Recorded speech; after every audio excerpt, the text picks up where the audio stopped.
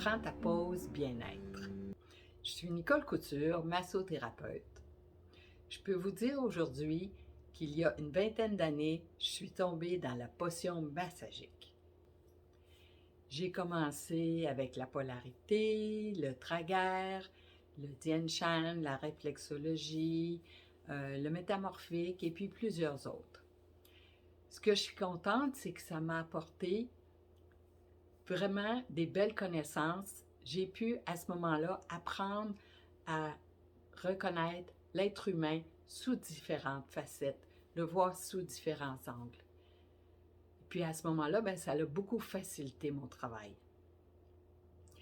J'ai eu le plaisir de masser des familles, des couples, des personnes âgées, et puis des personnes en fin de vie, des personnes malades aussi. J'ai eu la chance d'aller en résidence, en CHSLD, et puis aussi en soins palliatifs.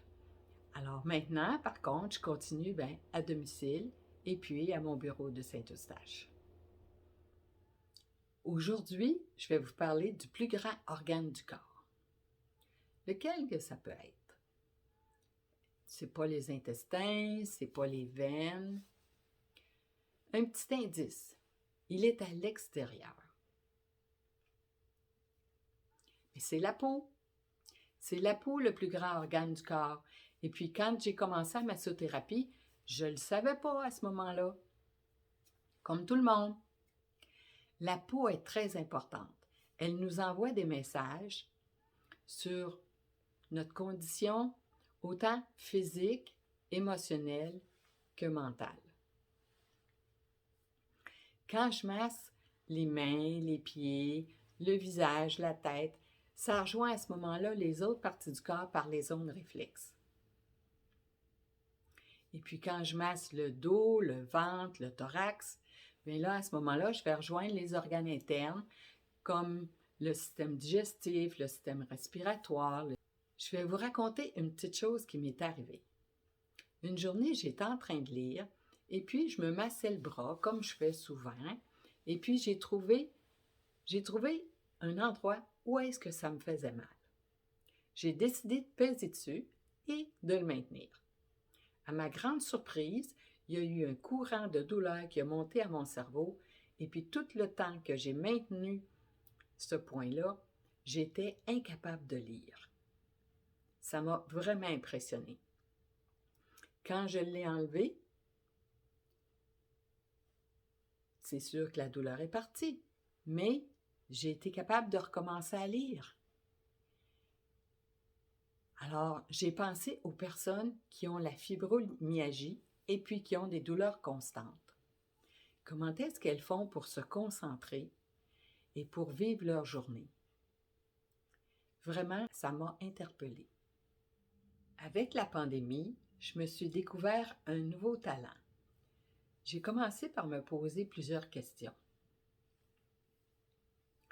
Ce que je fais pour les gens sur ma table à massage, comment est-ce que je pourrais le transposer pour qu'on puisse le faire par soi-même? Pourquoi j'ai pensé à ça?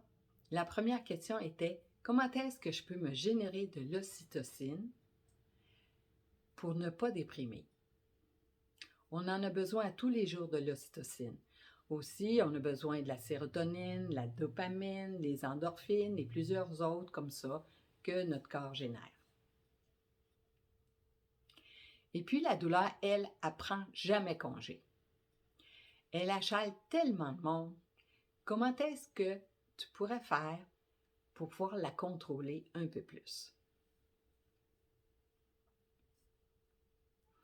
Avec toute cette belle expérience et puis les connaissances que j'ai accumulées, j'ai envie de les transmettre, de les partager afin que tout le monde, on puisse mieux vivre dans notre corps, dans notre cœur et puis dans notre esprit.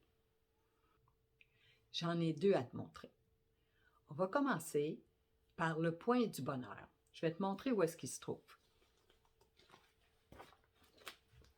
Et voici le petit coquin. C'est à cet endroit-là, juste à la base du cou, entre les deux clavicules. Ici, en dessous du sternum, se trouve le thymus.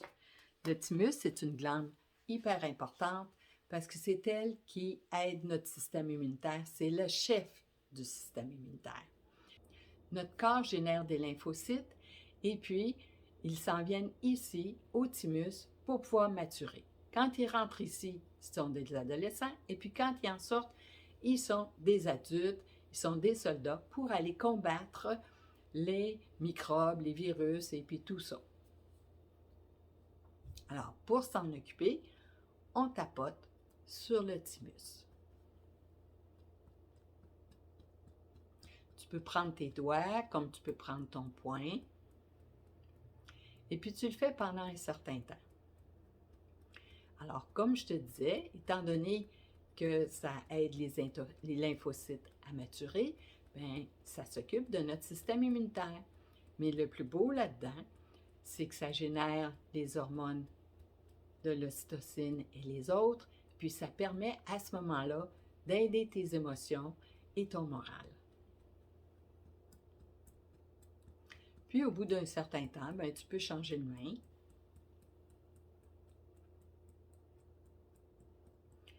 Et puis en plus de ça, si à un moment donné, tu as un état de panique, bien fais-le, mais fais-le plus longtemps, et puis tu vas voir, ça va te sortir de cet état-là. Commencer la journée en tapotant le thymus, c'est une belle façon, un bon départ.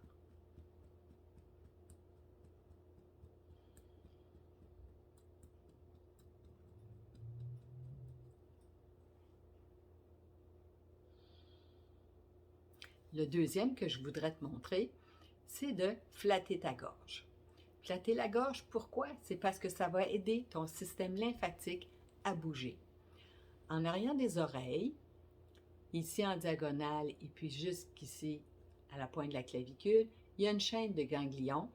Puis, on a juste à les flatter pour que la lymphe se déplace et puis que ça génère une meilleure efficacité pour ton système immunitaire. Alors, pour faire ça, tu prends ta main et puis tu déposes ta gorge dans cet espace-là. Tu la déposes tranquillement, jamais sans serrer, délicatement, et puis tu glisses. Et puis tu le refais avec l'autre main en alternance. Tu le fais au moins 30 fois.